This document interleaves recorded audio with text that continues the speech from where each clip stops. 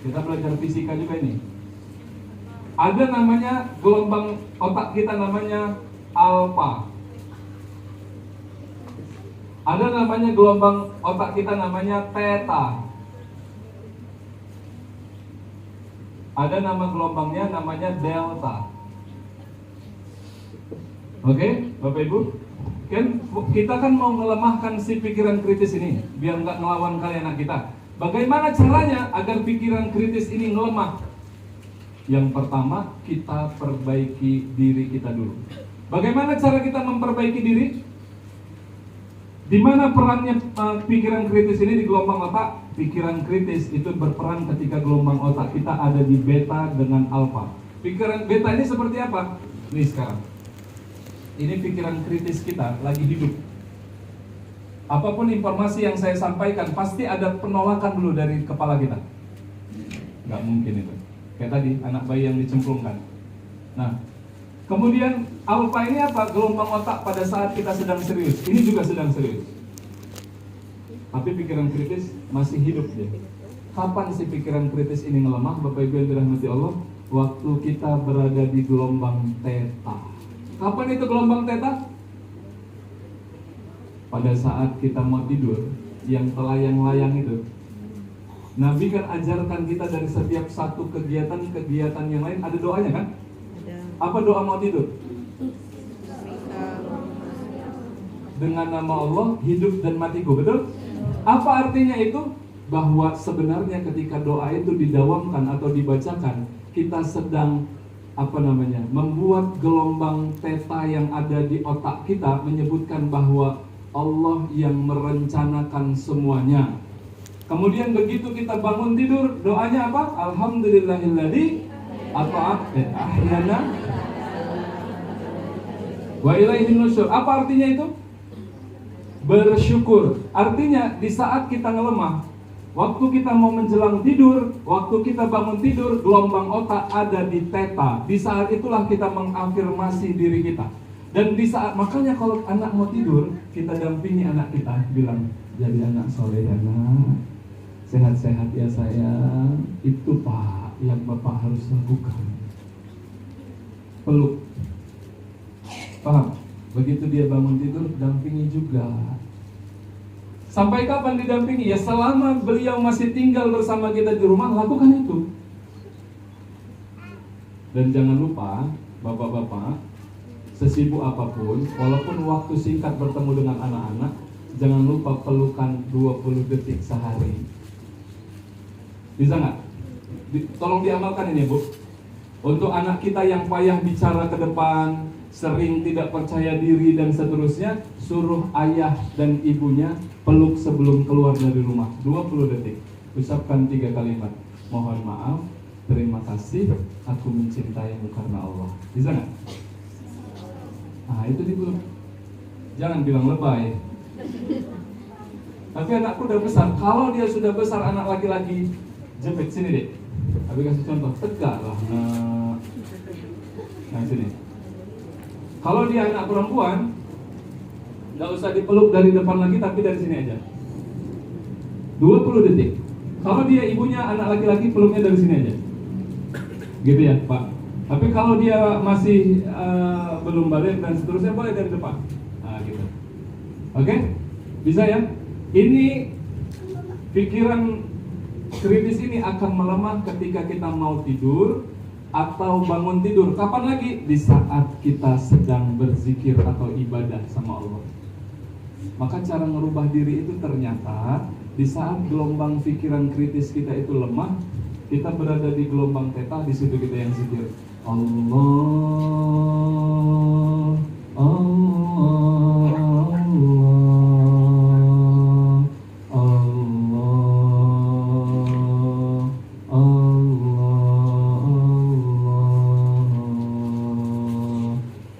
Allah. Bagaimana perasaan ibu dengar kalimat Allah itu?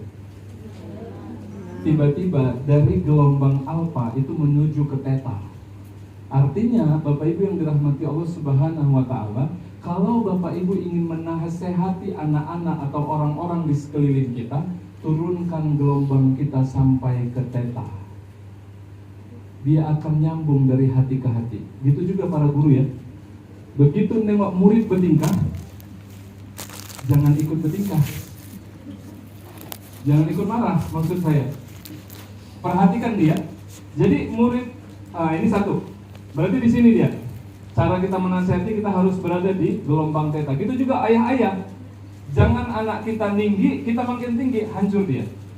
Kita harus turun, pakai Allahnya. Gitu ya, Bapak Ibu yang dirahmati Allah Subhanahu wa taala. Kapan lagi pikiran kritis ini melemah? Kalau sering repetisi. Repetisi itu bahasa Indonesia merepet.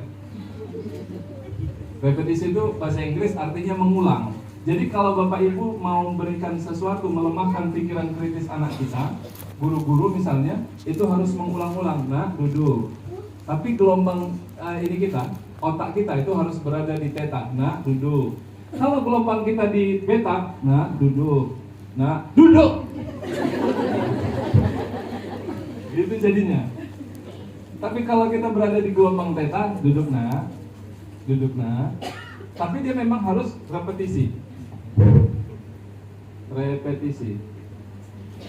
Repetition ya. Bahasa Indonesia repet. Ya, jadi kalau Pak jangan bosan-bosan Pak untuk melakukan pengulangan nasihat sama anak-anak kita. Nah, bangun sholat subuh kita yuk.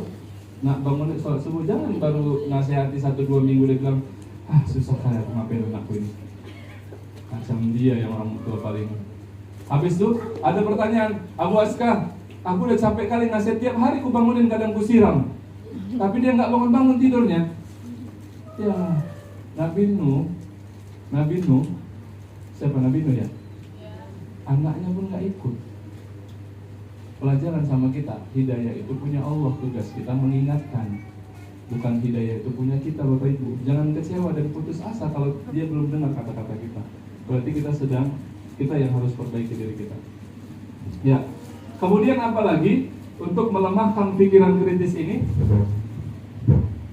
Yang terakhir untuk melemahkan pikiran kritis itu adalah figur otoritas. Figur otoritas. Siapa itu? Kalau anak, berarti figur otoritasnya adalah ayah dan ibunya. Berarti kalau anak udah nggak dengar cakap kita lagi, ya, Bapak Ibu yang dirahmati Allah Subhanahu wa taala, berarti figur yang dia anggap itu bukan kita. Berarti bagaimana caranya? Kita balik sama Allah, perbaiki diri kita. Gitu Pak. Kemarin saya berkesempatan ada anak narkoba, ya, anak narkoba. Dia udah mukul istrinya, dia udah mencaci maki ayahnya, udah dihabiskannya uang kerja pun enggak, Bapak Ibu yang dirahmati Allah Subhanahu wa taala.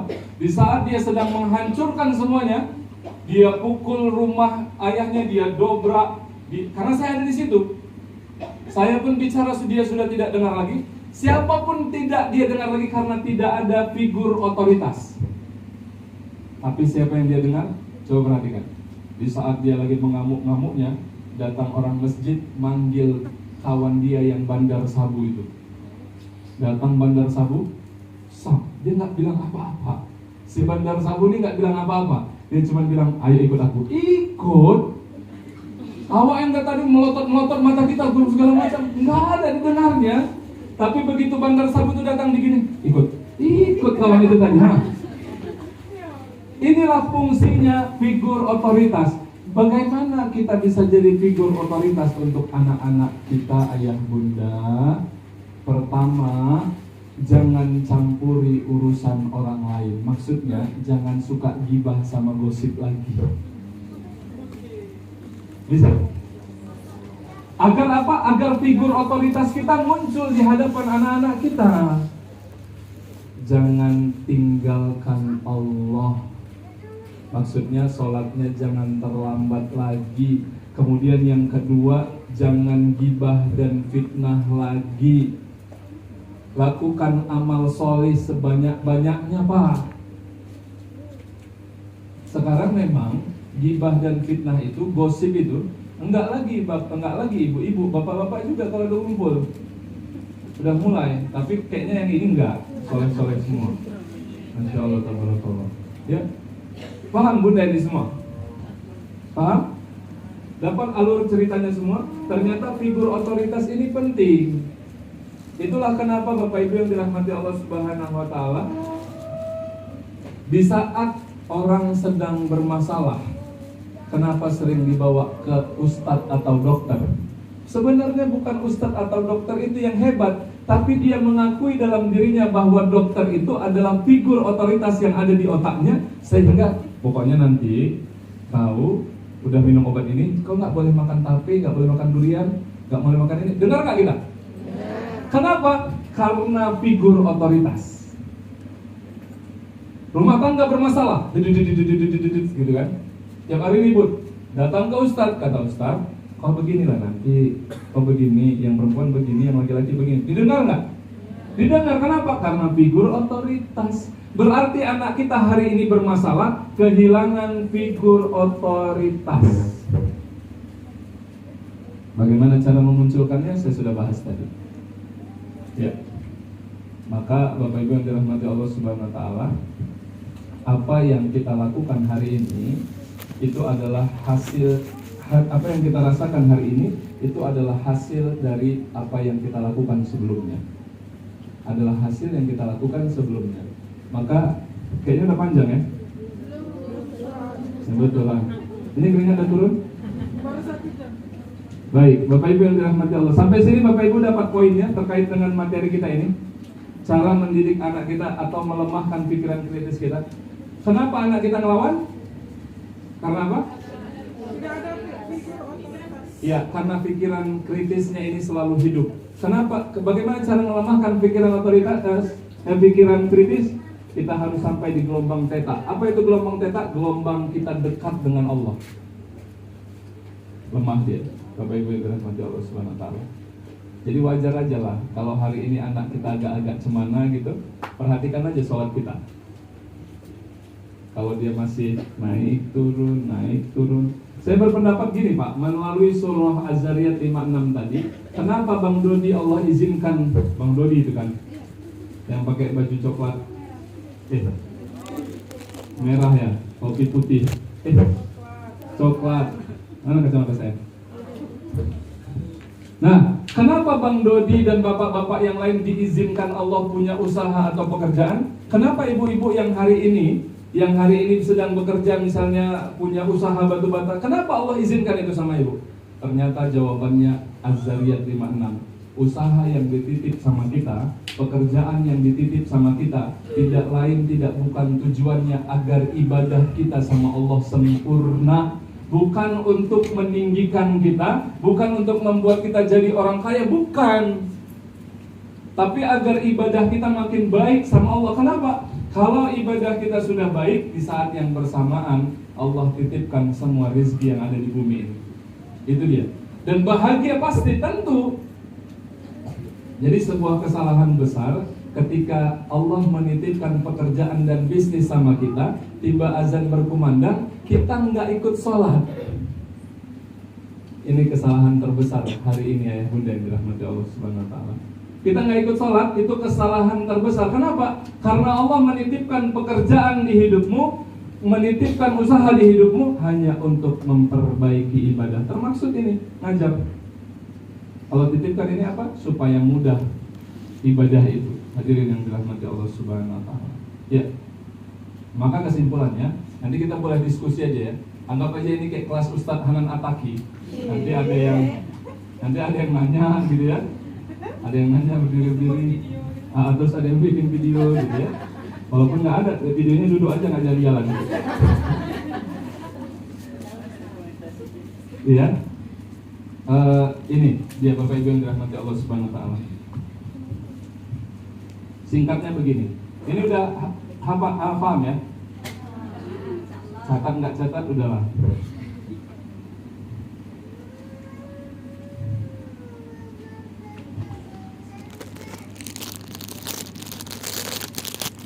Oke. Inti dari apa yang kita sampaikan hari ini adalah apa cita-cita Bapak Ibu semua? Bahagia. Sepakat? Bahagia sepakat Pak? Bahagia. Bahagia itu dari mana asalnya? Dari mana munculnya bahagia? Dari diri sendiri. Bisa kira-kira kita bahagia kalau pikiran kita kacau? Gak bisa. Berarti bahagia itu bermula, sebelum bahagia maka harus ada pikiran yang positif atau feeling yang positif. Pikiran positif.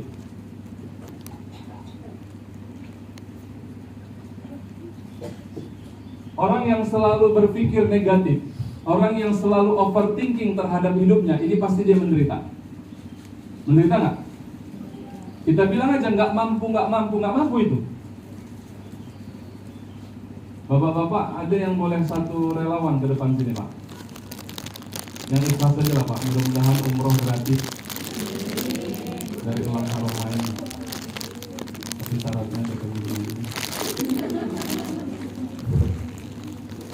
Masya Allah ya. Ini aura-aura surga ya. Ada istrinya itu, Pak? Masya Allah. Beruntung lah ibu ini. Saya ingin menyampaikan bahwa kita sering berpikiran negatif tentang hidup kita ini. Belum ngapa-ngapain kita udah overthinking. Khawatirnya besar, ya kan? Masih ada yang sering khawatir di sini? Masih. Ya, sana paten. Kita ini diperjalankan, Pak, betul Pak? Bapak kerja